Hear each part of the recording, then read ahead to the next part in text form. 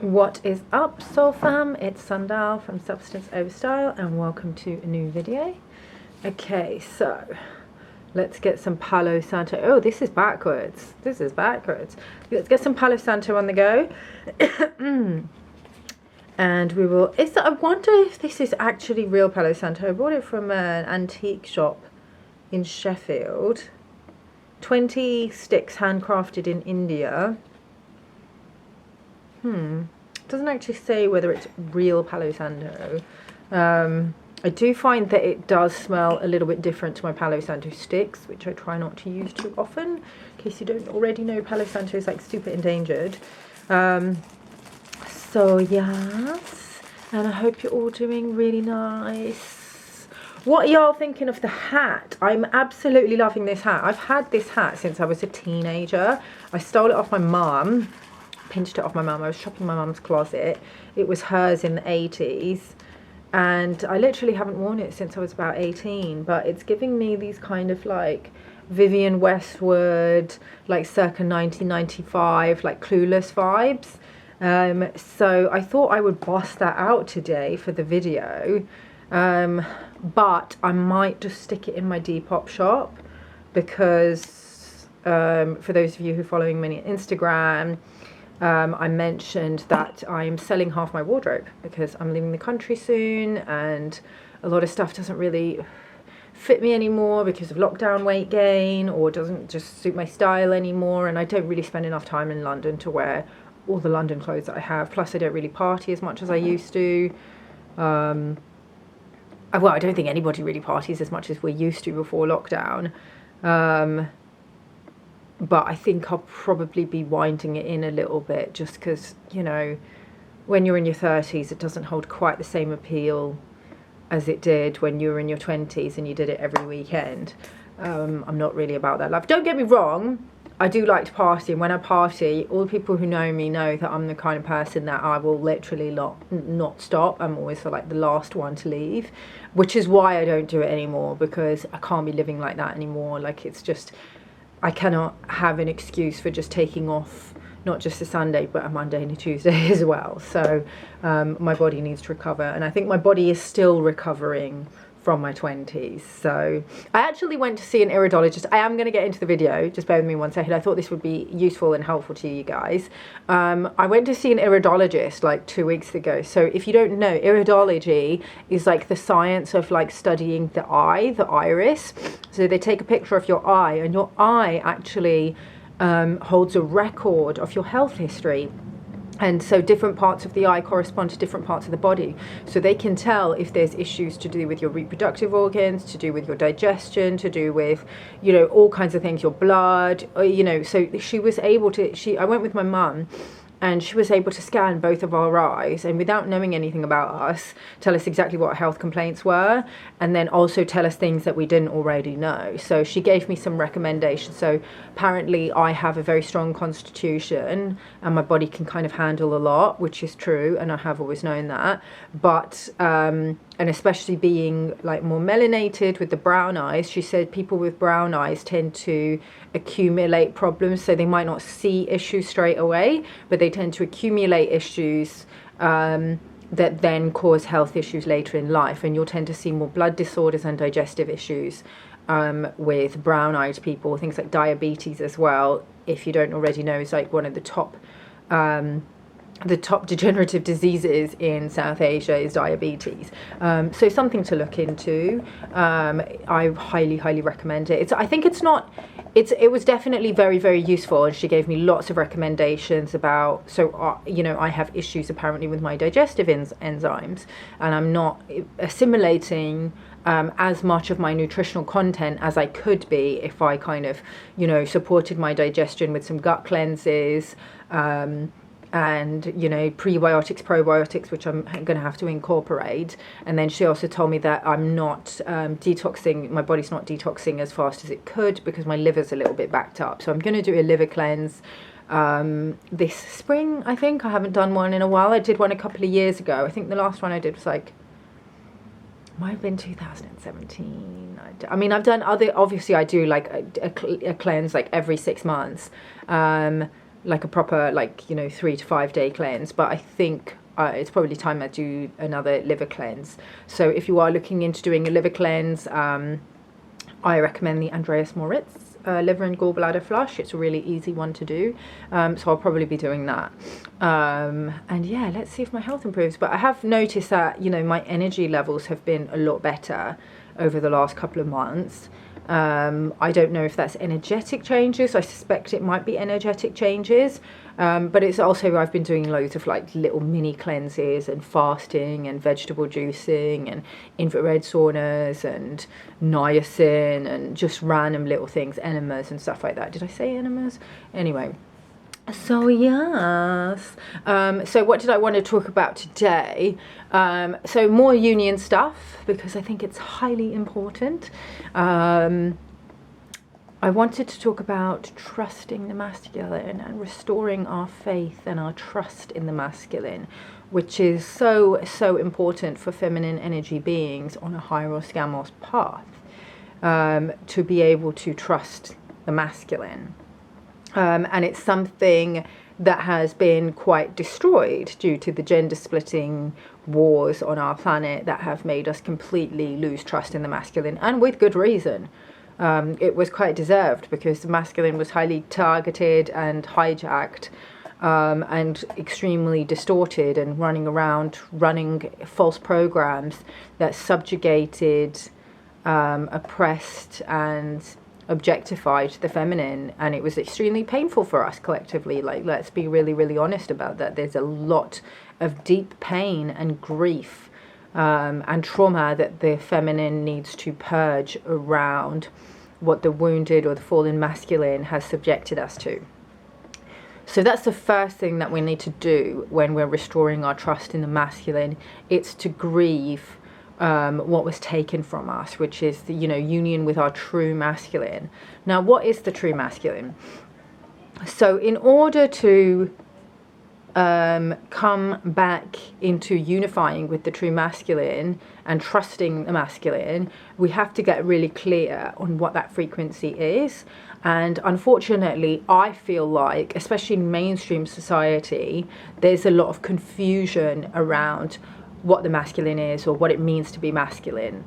Yeah, so there's a lot of confusion about what the true masculine is. So here's a little exercise that you can do if you're on this path and you're wanting to heal and integrate your own masculine energy so that you can come into union with a masculine that has that same frequency, is to write down a list of everything that you think masculinity is. So, you know, we could write words like, and have 2 columns, okay? So we can have the distorted expression and the divine expression. So in the distorted expression, you could put down controlling. Then in the divine expression, you could put down leadership. And you continue this down until you've thought of all the different terms that you possibly could. So, you know, when you look at the distorted expression of something, like, let's say, for example, if we look at masculine sexuality, we could think that it's objectifying, or that it's kind of dominating or rapey. We could say, okay, that's coming from the shadow aspect of the masculine that comes from a very deep wound, okay?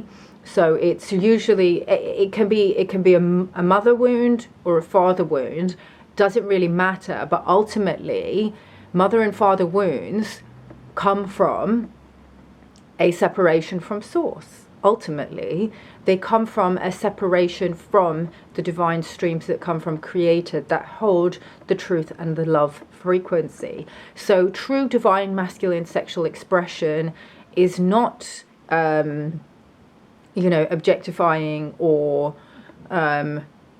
dominating or rapey. Those are shadow aspects. But the true masculine expression will be, you know, so in Tantra, they have that the masculine is the watcher. He is the observer, and the feminine is the creation. So she is the manifested reality. So if you imagine like a sunset or a flower, you know, or just any beautiful thing in nature, beautiful animals, or, you know, whatever, she is that. that is expressed, you know, that is the goddess, that is the Holy Spirit manifested into creation. The masculine is the one that beholds that beautiful creation, okay? So this is where the idea of the male gaze comes from. So when you take that shadow aspect of the masculine and you bring it back into the divine expression, you'll see that they're actually not very different, but there's a positive and then a negative interpretation of that. So when that happens, when we start to do that, we stop pathologizing masculine behavior, like shadow masculine behavior, and we start to look at it, instead of seeing it as something to be feared, or something to be just hated or triggered by. I mean, for me personally, when I still had wounds and traumas that I hadn't dealt with around, you know, what I'd been subjected to at the hands of the masculine, I would see those kinds of expressions of masculine behavior and be extremely triggered and scared and just disgusted, like, to be honest, just completely disgusted, and repulsed. Whereas now, because I've healed and integrated that and come back into and unified with my creator, and I have that central alignment and the stream that comes directly from source creator moving through my light body, I'm able to look at that and see the separation from source consciousness that it is, see the separation from God that it is, and I can witness it with divine compassion, and I can see the wounded little boy that is, you know, being naughty and throwing his toys out the pram. Of course, we see a lot of you know, atrocities and evil that are perpetrated by this wounded masculine consciousness, and that can be very, very difficult to witness with compassion. Very difficult, because obviously some of the most evil things perpetrated on this planet come from that shadow masculine consciousness and that shadow masculine expression. How I have been able to witness this compassionately is by also understanding that there is a shadow feminine expression as well, and that the shadow masculine cannot operate without the shadow feminine expression as well. And the shadow feminine expression is not just you know, just you know, toxic ways that women behave. It's just the inversion or the opposite of that shadow masculine expression. So if you, let's say, for example, the shadow masculine is, you know, a narcissist or a sociopath or just an evil person perpetrating atrocities, the shadow feminine is like the bystander, okay? It's the passive observer who stands by watching evil being perpetrated and does nothing. And what's the word? Just allows it, okay? And when you're on your healing journey, you will flip from one to the other. So once you start to witness the masculine with compassion, you'll flip to the witness to then the wounded feminine, and you'll start to get triggered by that, and you'll start to be repulsed by that, okay? And these are all lost parts of your own psyche, okay? Because we see what is a reflection of what is unintegrated within us. So you have to understand that if something is triggering you, it's because there's a part of you that is mirroring back to you that you still need to love and integrate within yourself. And for me, yeah, I get pretty triggered by a wounded feminine in other people a lot. Not like, obviously wounded femininity is one of my specialties that I work with clients, and I don't want people to think that I'm going to get triggered or be judgy towards my one-on-one clients, because I'm able to hold that space in loving compassion. Just, I mean, like in my everyday life, you know, when I'm not in that focused space of being in work mode, it's part of, you know, my own healing journey, that I need to be able to integrate that part of myself that was like that and that allowed things to be done to me or to others without speaking up about them. So, and one of the ways that we see this the most is in men, in other men who have this wounded feminine expression. And so this is why you know, when you're trying to hold that masculine frequency, that divine masculine frequency in your consciousness, you know, when you meditate upon, you know, someone who you think holds divine masculine codes, it can be really, really difficult for a lot of people, you know, because it's not that common. Like, it hasn't been that common up until recently anyway, for men to hold that divine masculine consciousness. They've often flipped either one way or the other, or sometimes even both, because we're always kind of going like this as we heal and integrate different parts of ourselves. So a lot of the time, you know, it's like when you think of like a good guy who's not a narcissist and doesn't have these toxic masculine qualities, a lot of the time, you know, all the guys that you can think of are these nice guys, these betas, these feminine energy guys who have no masculine core. They have no spine. And that is almost just as repellent, or sometimes even more repellent, than the actual toxic masculine frequency that we're trying to purge out of our systems, because it's that is held by so many more people that allows, you know, the perpetrator frequency. Because obviously masculine energy is like this, it moves outwards like a lingam. Feminine energy is like this, it's more passive, it's allowing, it's leaning back. So, you know, that's that wounded feminine when she's leaning back way too much. And it can be a man or a woman who's like, yeah, I know they're doing that evil stuff, but what can you do? I don't want to get involved. That frequency is repulsive to somebody who is, you know, really trying to heal this. So once you've written down your list of all the qualities that you think is masculine and separated them into the toxic expression or the divine expression, really start to meditate on who do you know who carries that frequency. And if you don't know anybody in real life, because I know it can be hard if everybody's either these socially conditioned alphas or socially conditioned betas, referencing Mark Passio's work. You can watch my video on the socially conditioned alpha and the incel revolution. I'll post a link where I kind of outline that theory. You can think of a fictional character, or you can think of a mythical or historical character. So for me, when I was on this path, I meditated a lot on the frequency of King Arthur and Jesus, okay? Because they are two of the most divine masculine, I mean, they're Christed masculine beings, human beings throughout history. You know, people could argue whether they existed or not, but that's not the point, okay? There've been enough stories about them for us to be able to conjure that frequency in our mind and really meditate on that frequency. You can watch films about them, so you can really start to absorb that frequency. And what this does something very powerful. When you really start to tune into that frequency and start to hold it, what starts to happen is it starts to upgrade your light body, okay? We have masculine and feminine channels running through our light body. And when we're wounded or have traumas, they run reversals and they run energy in the wrong way, or they have blockages and things like that. So when we actually start to become aware of the truth and start to clear out those distortions, it actually affects the way that the energy moves through our body. So your body will start to become upgraded, and the masculine architecture within your light body will actually start to repair, to the point where you will start to be like, okay, you will start to believe that it is possible for men to be like this, because you'll see a physical expression of it manifested in front of you. This is part of the work and the message that Jesus came here to spread across humanity, okay?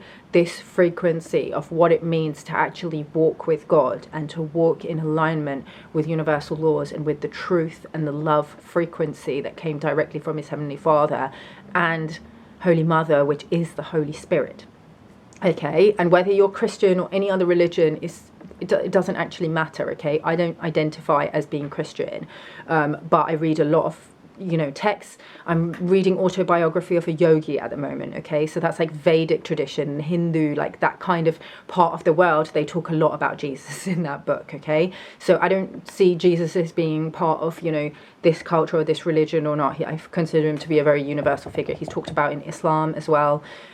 So I don't think that, you necessarily have to be Christian to be inspired by his message.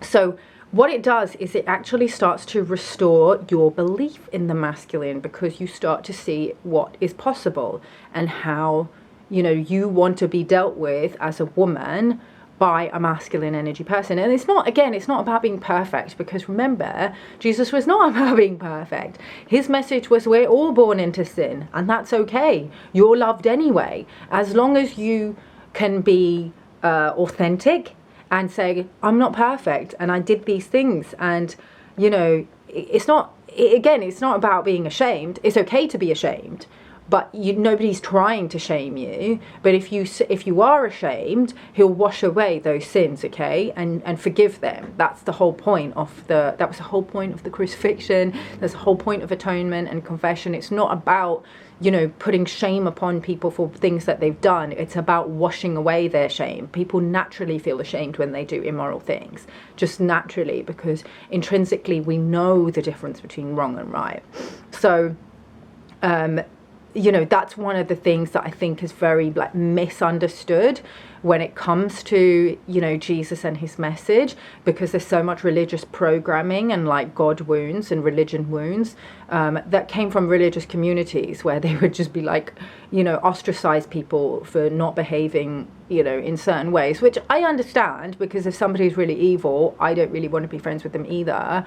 But, the whole point was, you are going to make mistakes sometimes, and that's okay, because you're only human. And as long as you always resolve to do your best and keep in constant communication with your creator and try and live in alignment to universal laws, you'll always be forgiven and you will always be deserving of love. That's the frequency, okay? And when you start to hold that frequency within your light body, you start to not tolerate that kind of toxic behavior. And that doesn't mean that you shame or condemn or judge people for being like that, because again, this is a very nuanced thing, okay? Like I said, when I meet people who are into that, sometimes yes, they do get triggered by me, because they can see that I'm not about that life and I'm not into that. And if I can see that maybe they're a bit promiscuous, or they're a bit their values I feel aren't aligned with my values, I don't judge them, but I'm just not like that, and I'm not impressed by that. When people think that it's cool to date loads of girls or to shag around, and I'm just okay, cool, you do you, but I'm not about that life. And then they get triggered by it. It's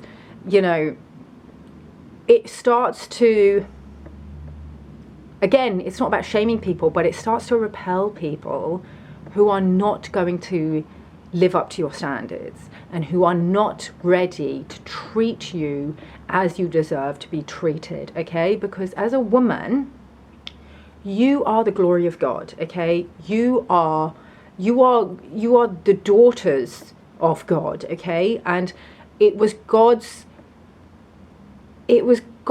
wish and intention that you be treated and handled with honor and just with respect, and completely opposite to how we've been treated on this planet. And when you really start to develop that relationship, not just with the Christ masculine frequency, but it also takes you all the way up and starts to, to start to develop a relationship with Holy Father.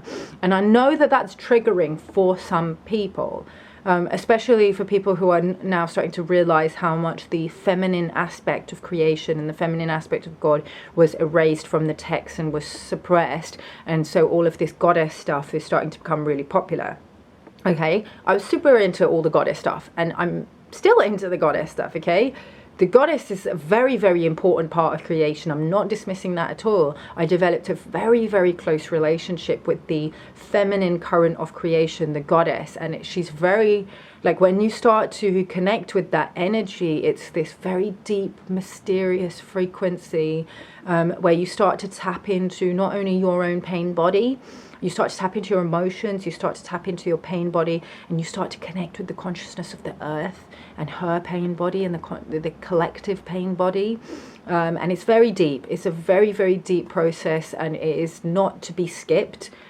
But there's a level that you go to beyond that, where you really start to connect with the Holy Father, because the Holy Father is the provider, the protector, okay? He is the one through, so he's the mind of God, okay? She is the body of God, okay? She is that which is manifested into form, but he is the mind. So obviously there was the no thing, and then from the no thing emerged the one. So the no thing is like the void of creation. It's like a big black hole, vast, you know, pure potential energy. I think of that as like the cosmic womb, or like a vagina or something. And then from that emerges this singular point, which is the Shiva Lingam. Okay, and from that then seeds into two, and then you've got the masculine and the feminine. And then from there you get divine child, the three, the Holy Trinity, you know, the 3-3, Jacob's ladder, the ascension pathway, Christ consciousness, all of that stuff. So, you know, studying esoteric wisdom, Tantra, yogic sciences, Hermetic sciences will all make this very clear to you. If you're on this path, I highly recommend, you know, you read the Kabbalion, the Gnostic texts, you know, whatever esoteric books you can get your hands on. They will all, you know, these universal truths run like a thread through all of them. So where was I going? Yeah. So I'm not dismissing the feminine aspect of creation. She's very, very important. But when you start to really connect to that Holy Father frequency, you feel protected. You start to channel that divine masculine frequency through your body. And even if you didn't have a good relationship with your earthly father, this is so important, because you will start to have that frequency of like being a daddy's girl, you know, like even if you weren't a daddy's girl, you will start to have that daddy's girl, you know, like my daddy takes care of me and you're not going to treat me like this because my daddy says no, okay? You will start to have that frequency of protection and provision as well. You won't accept sloppy seconds, and you won't accept men who do the least. You know, you'll start to expect that men show up in your life in a way that is honoring, that wants to protect you and wants to provide for you and wants to kind of create with you and have a life with you. You won't get a guy who just wants to take from you, okay? Because that's not what God wants for you at all, okay? And when you develop that relationship with the Holy Father, you won't allow it, because you're like that with him. Like, you know that your daddy would not be proud, that he would not approve of that guy. And you can feel him. I can feel the consciousness of Holy Father with me all the time. And I can feel him talking to me all the time. And so even when I'm dealing with my man, who is amazing, when I feel like he's not treating me like how I deserve to be treated, my father's always talking to me, okay? Not my earthly father. And my earthly father, you know, did his thing, you know. He was quite good with protecting me when I was a teenager, and I now appreciate that. I thought he was a little bit too strict with these boys, but now I appreciate that he set certain standards for how he wanted me to be treated, even if he wasn't always able to fulfill those himself, or model those for himself, because, you know, we understand that adulting in this fallen world is difficult. But having that Holy Father frequency, we really then start to channel divine energy into this earth and bridge heaven and earth through the temple of our bodies, because that's the work that we're here to do. As, you know, star season light workers, we're not here to just accept the status quo. So these stories of like, well, there's not that many guys out there who embody that frequency. It's your job as a woman to activate that frequency within your man. Okay, that's your role. You are there as a muse to inspire him into his highest, to bring to bring him home to God. So don't underestimate your power, okay? You are the hidden hand. You are the matriarchy behind the patriarchy, okay? When we look at all these inverted systems on this planet, we understand it's because women did not know their true power. So they kept on, you know, they were in survival mode, you know, they had all these overlays that blocked them from their true gifts and their self-worth. And so they chose men who did not have the best values. And so that's why we have such inverted values. Like, you know, we have an incredible amount of influence to shape society. I'm talking about this because it kind of came up on a Facebook thread with Damien Bowler. Check out his work. He's a really good Hyros Gamos teacher. But yeah, I've talked about this in previous videos, okay? Women, you have an incredible amount of power to shape the culture, masculine culture, okay, by what you tolerate and what you allow into your bodies, okay? Don't accept second best, okay? You are the prize. So treat yourself like a prize and expect to be treated like a prize. And again, it's not like this bratty, I'm a goddess type of, you've got to prove things to me, okay? Because it's not like that. Because when you just hold yourself at that standard, instead of being like that with men, you just be like, oh, no, you know, this doesn't work for me. This is what I expect. You know, it's a bit more just you have loving boundaries. It starts to present like a beautiful challenge, not like a nasty, like competitive challenge, but like a beautiful challenge, because you show your worth and your value to a man when you expect this, not this. And so he starts to rise up to it, and you actually start to activate all the men that are after you will all get activated by that frequency that you hold, and you'll actually level all of them up into better ways of being, and more women will benefit from that, because, you know, you're probably only going to choose one of them, right? So we've got an incredible amount of influence to change the world, and that's what we're here to do as women. That is our power. So yes, I think that's it. That's all I want to talk about. I got some questions from y'all on Instagram, so I'm going to answer them in video format. I'll probably also answer them on my stories as well, but I want to answer them in video format. Let me just get them. So I just did a little poll. I should do more of the polls because I do really enjoy them. Excuse me, just burping. I do really enjoy doing the little polls. I didn't get as many good ones this time though, and I think it's because I haven't been very active recently, so I'm not getting as much engagement as I would before. Vishak Vadgama, I hope I didn't butcher your name. Vishak Vadgama says, just been ages, dropping by, saying hi, lots of love. Thank you so much, Vishak. We have actually spoken in the DMs before, so you know, I know him. Skibson Official asks, what will happen to humanity after the Great Reset? And I have to ask, why do you assume that the Great Reset is a foregone conclusion? Just because it's Klaus Schwab and all his, you know, little Davos group, you know, all them idiots, or Jacinda and what's his face, blackface guy, Trudeau, who is, what's his face, Fidel Castro's son. I mean, come on, like, look at the pictures of them, he's his son. Just because all them communists wants to bring about the Great Reset doesn't mean that it's a foregone conclusion, okay? Timelines are not fixed. I was just having this conversation on Instagram with a starseed who slid into my DMs. He asked me, have I received any visions of what's to come, and, you know, what do I prophesy for the next year or two?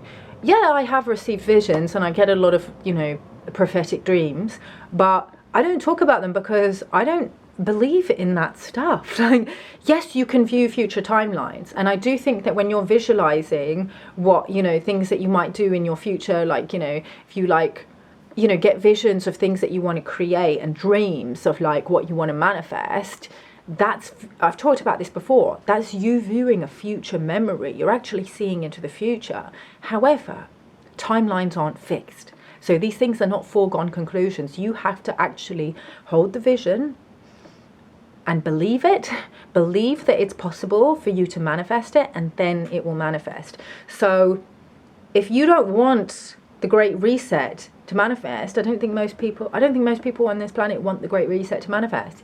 Stop believing that it's going to manifest, and help other people. This is why I'm actually quite done with the whole conspiracy theory movement and community, because I'm just fed up with how negative in that community people are and how they're always fear-mongering. Y'all are worse than the mainstream. I'm sorry, like, I'm sorry to say, but y'all are worse than the mainstream, because you talk about how they don't listen to the mainstream and they're always about fear programming and da-da-da-da-da. So it's like, so are y'all. Like, so are y'all all about fear programming. Every time there's a piece of good news that happens, instead of celebrating, there'll be people in the comment section just writing loads of cynical comments going, oh, well, it's just so that they can do this and don't trust what's happening and da-da-da-da-da. To me, that shows, again, a separation from source creator, okay? You obviously believe that the enemy is more powerful. How dare you? How dare you believe that Satan and his little band of demonics and whoever else is doing his bidding on this earth is more powerful than your heavenly father and heavenly mother, okay? And us who are here doing their work. How dare you? Like, really, I'm done. I'm done with people who think like that. I'm actually considering just going back to being a normal person, like a normal mainstream person, because I just can't. And there's so many fucking psyops in the truth community that people are jumping on, and then you're making our community look, we're going the same way as the woke people, the lefties, because the left and the woke movement started as an anti-establishment thing, and it was very subversive, it was edgy, it was not cool, it was very controversial to be like that. We were maligned. If you go back and look at my previous videos, I was at the forefront of that before it was cool and before it became mainstream. And look at what it's become now, okay? You've got fucking every little corporation jumping onto the bandwagon. Same thing is going to happen with the truth community. And there's too many horrific psyops in it, like flat earth, come on.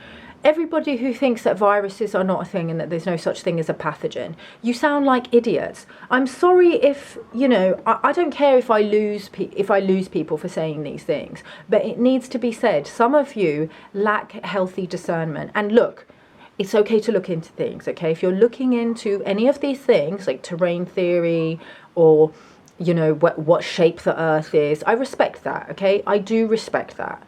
It's fine to ask questions. I don't know what shape the earth is. It could be a cuboid for all I care and for all I'm aware of.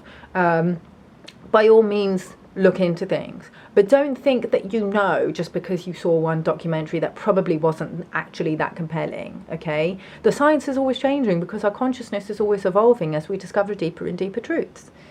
Okay. What is your hobby? I actually don't really have any hobbies. My hobby used to be just studying esoteric wisdom, but actually I've been taking a break from that recently. I've not been doing that nearly as much as I used to. I've actually just been clearing out my closets. As you can see, I have a lot of stuff, a lot of shoes and a lot of loads of clothes up there. A lot of my shoes have actually, well, you can see that's like not even half of my shoes.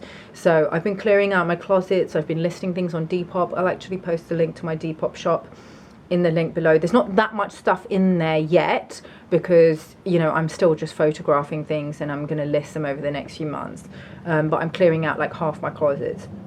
So that's been my hobby. I've been getting really like interested in fashion again, which is something I used to be obsessed with and then kind of completely fell out of love with when I started researching how destructive it was.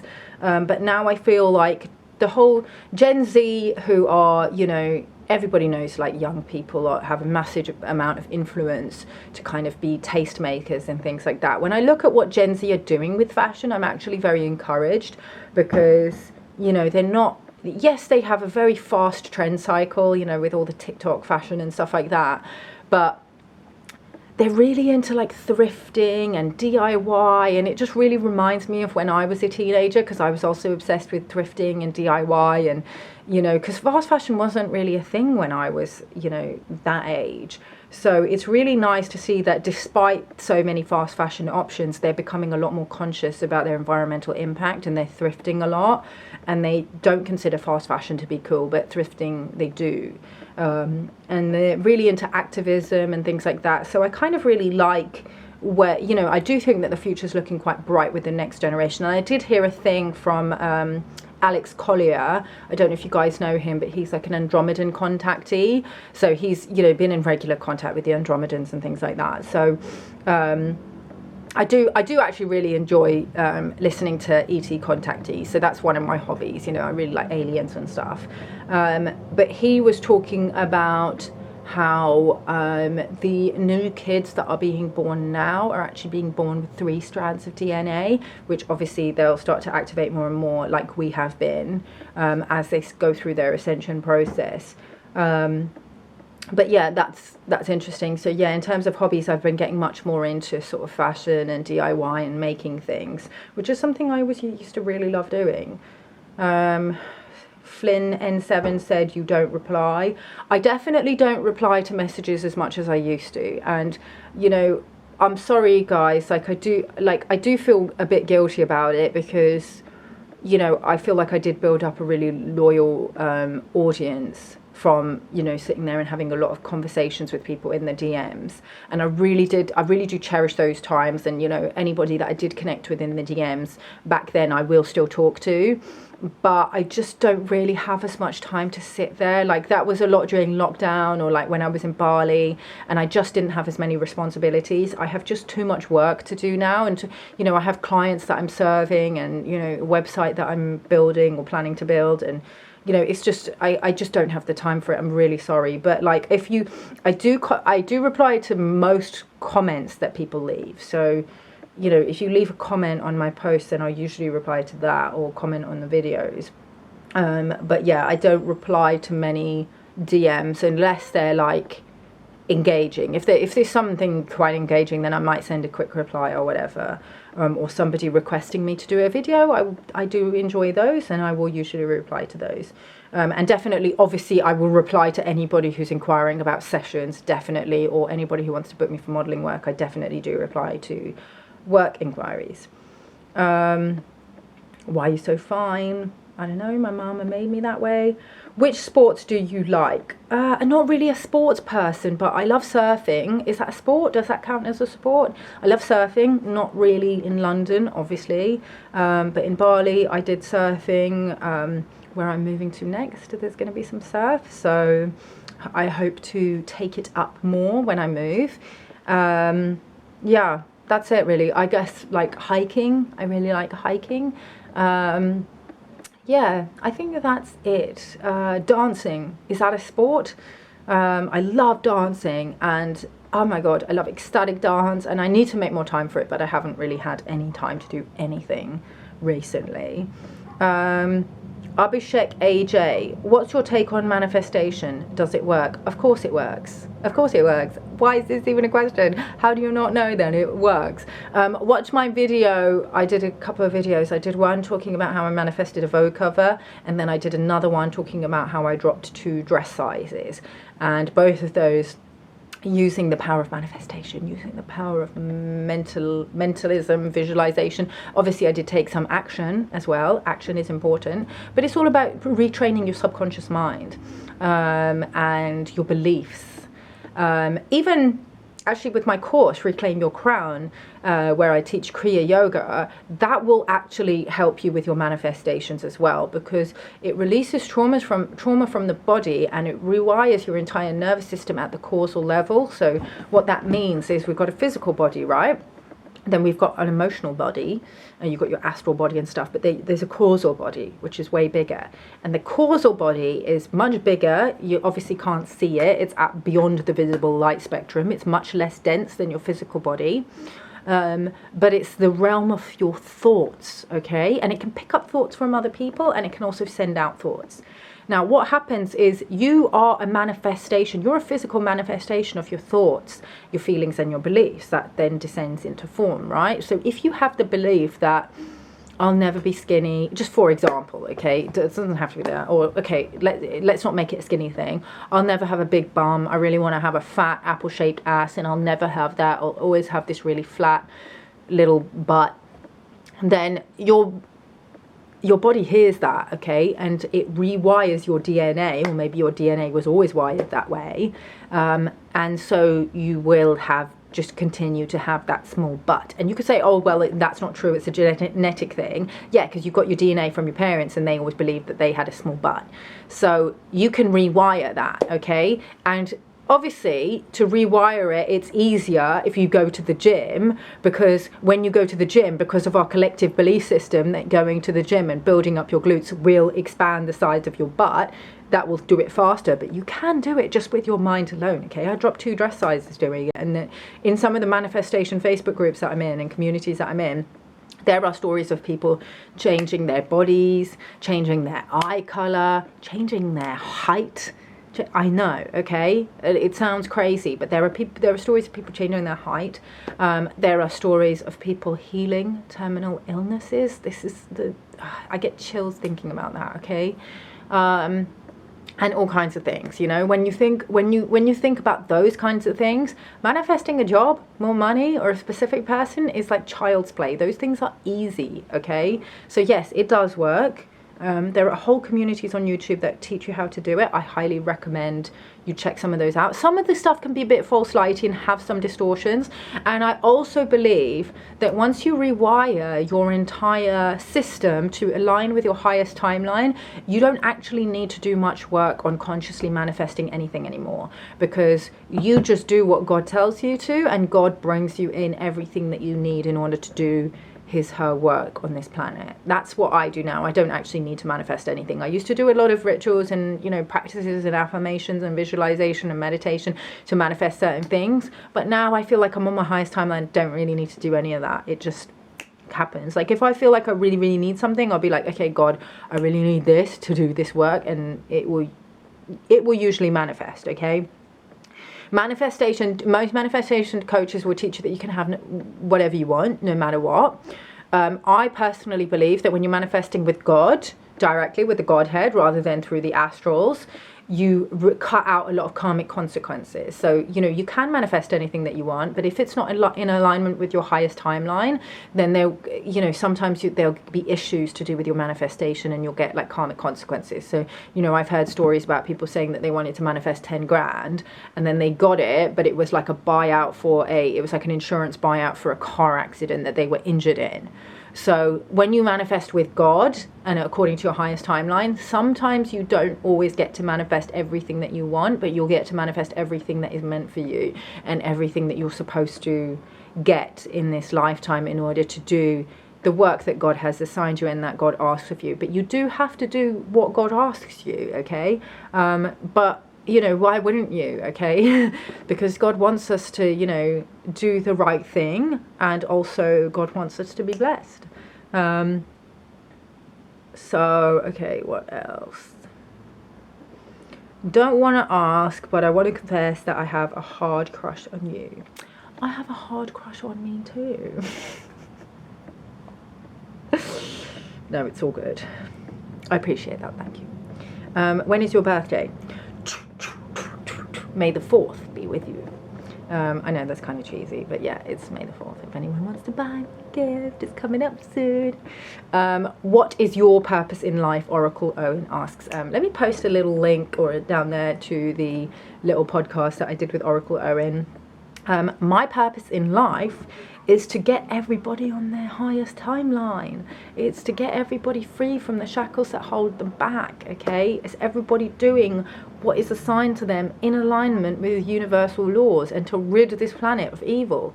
That's my purpose. I also like, you know, art and design, and like being surrounded by beauty and traveling and being happy. And spending time with loved ones. I feel like that's the reward I get for doing what is assigned to me. But that's not so much my purpose. That's more like the consequence, the happy consequence of me living my purpose. Have you done a past life regression? No, because past lives don't actually exist, because time is an illusion, okay? Time is not linear as we experience it in this third dimension, okay? If you imagine, time is more like, you know, if you imagine like a vinyl, it exists, okay? You can jump time all the time, okay?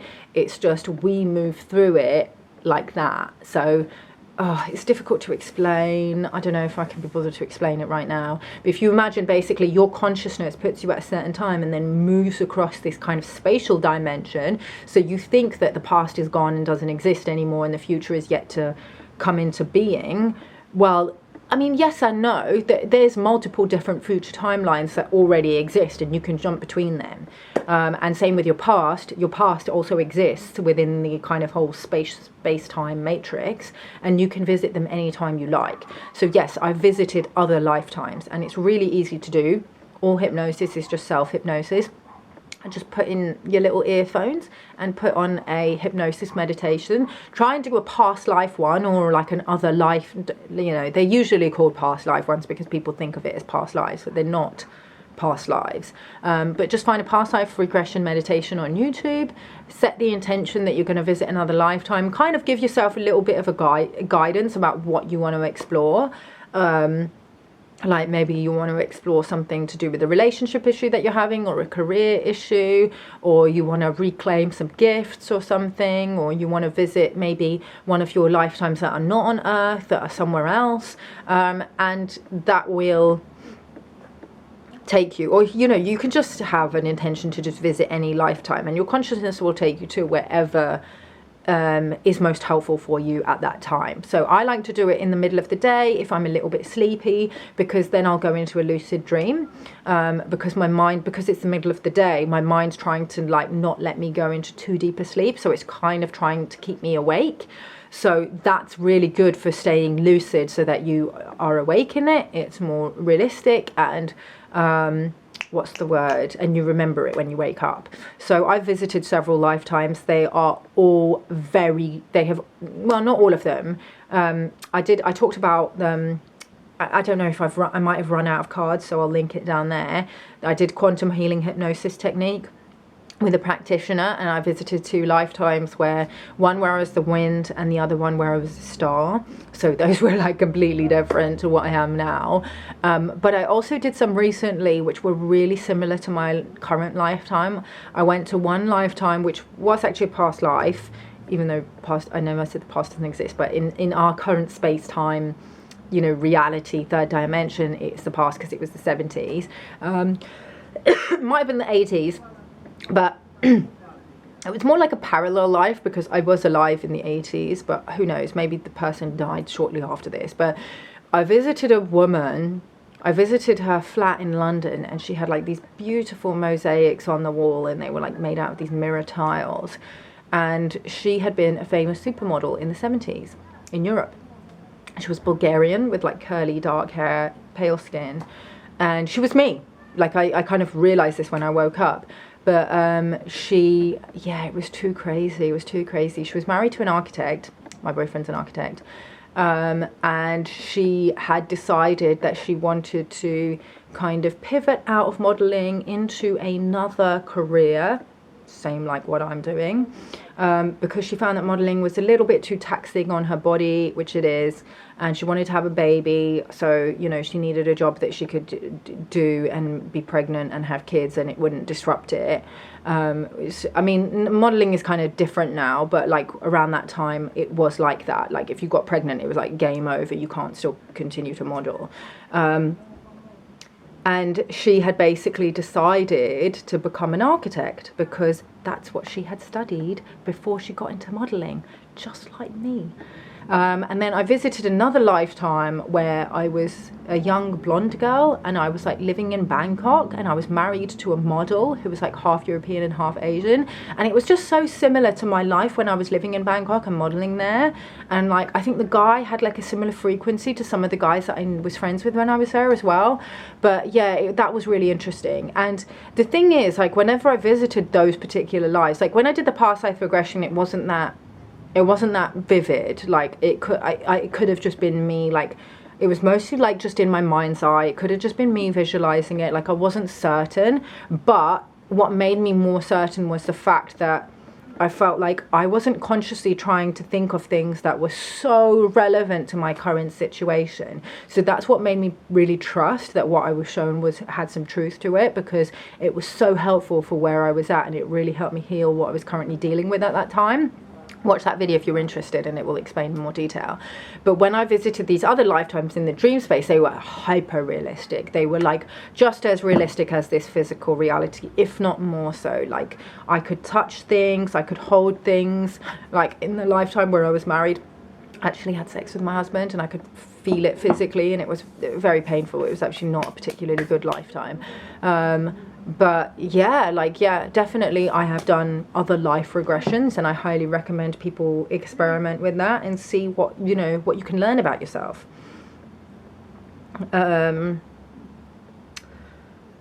What are you currently, Papaya Smasher, hey, what are you currently reading? And if nothing current, what do you recommend? I'm currently reading Autobiography of a Yogi. It's really good.